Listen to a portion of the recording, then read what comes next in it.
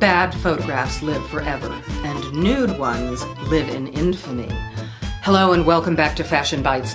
I'm Ellen Byerrum, author of the Screwball Noir, Crime of Fashion Mysteries, featuring Lacey Smithsonian in Washington, D.C., the city that fashion forgot. Lacey is a fashion reporter who solves crimes with fashion clues. They say a picture is worth 1,000 words. It might also be worth a few fashion clues. I'm going to talk about bad photos today, selfies as well as professional headshots, and how not to mess them up. But first, I want to point out that I recently released 2 of my books in big, beautiful trade paperback versions, The Mask of the Red Dress and Grave Apparel, the 5th book in my series. Bob and I are slowly publishing all my back list as ebooks and in trade paperback, and I hope to be caught all up with them by the end of this year. And now, back to photos that can haunt you. As you can imagine, bad photographs live forever. I even dedicated a fashion bite to them in Killer Hair, the first book in my series. Now, once upon a time, people refrained from documenting every moment of their lives in pictures. They had formal pictures taken at certain times in life, such as high school graduation and weddings. Now, however, people post selfies on Facebook, dating sites, and other online outlets. That means exponentially more possibilities for terrible photos. And a word of caution. If you ever want a career in politics, don't ever post nude photos of yourself. You might want to forget them, but no one else ever will. Selfies are still flooding the web, and I'm just as responsible as anyone else. In the hands of most of us, it is not an art form. Ditto for handing off a point-and-shoot camera to a friend to click away. However, when you're around cameras, if you pay attention, you can learn about what angles are the most flattering. And you can learn to relax in front of the camera. Here are a few tips. Never let anyone take a photograph from beneath your eye level, and definitely not under your chin.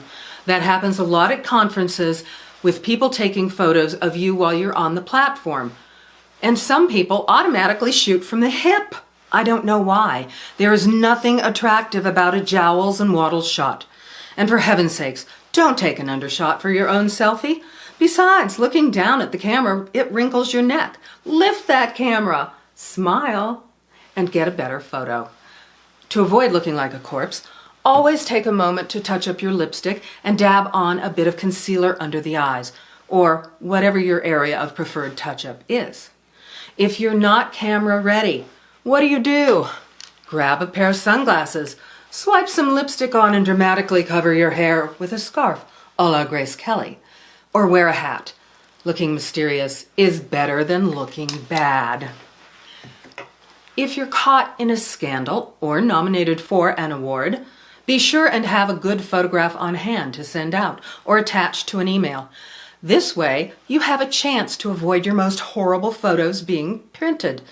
And news outlets love unflattering photos. Now, let's talk about headshots. Obviously, I've needed headshots for my books. Phases in headshots come and go, and when I was starting out, a lot of mystery writers wore fedoras. Mostly men, but some women. It seemed quite the cliché. The leather jacket look also has been very popular for a long time. It's still around, especially for thriller writers. So watch out for those black leather jacket shots. But first, if you're getting a headshot, figure out what you want people to think when they see you. Getting a great professional headshot is worth the money you spend. And in my experience, photographers who take actors' headshots are the best because they bring out the best in you. You look like yourself, but the best self you can be. An actor's photographer instinctively reads his or her own subject and knows how to bring out an emotion or feeling, such as happy, dramatic, carefree, or intelligent. Contrast that with the typical banker's or realtor's shot, where it looks like everyone is stood against the same wall and the same position in order to smile. It's very cookie cutter. My headshots were taken by Joe Henson in 2 sessions 5 years apart. Joe is a New York photographer who regularly travels to Washington, D.C. to shoot mostly actors' photos, and a few of us mystery writers. It's possible that actors can interact with the camera with ease, but the rest of us need a little more help. Joe has a knack for making people relax during their sessions. Before you go to your session, you'll want to think about how you want your hair, your wardrobe options, including the colors that suit you, and what neckline is the most flattering. For instance, I would stay away from round neck tops that make your neck look shorter. In my second encounter with Joe, my session was booked just after fellow author Donna Andrews. Yes, we planned it that way. Donna is the author of the Meg Langslow Mysteries. By the way, Donna's latest book is How the Finch Stole Christmas, so look for it. Now, when I talked to her about this video, Donna told me that instead of just trying to do a stereotypical glamour shot, Joe asked her what she wanted to achieve with the photo. And she told him she wanted to look like herself, only more so, at her best. And she was very satisfied with the results. There was a lot of laughing, and Joe managed to keep us interested and involved and at ease. As you can see here on the cover of Mystery Scene magazine featuring Donna, Joe captured her bubbly personality and friendly accessibility. This photo was so good, it's also a magazine cover. One small trick that Joe told Donna was that if she wanted to be photographed with her glasses on, and she did, she should remove the lenses so there would not be any glare. She brought a lensless pair to the shoot, and you can really see her eyes. Makeup is a must, even for men, to even out your skin tone. Everybody needs a foundation base. Joe came along with his makeup artist, Carrie Lou Henson, who arranged our hair and applied flattering makeup. For women, I recommend using false lashes to really highlight your eyes.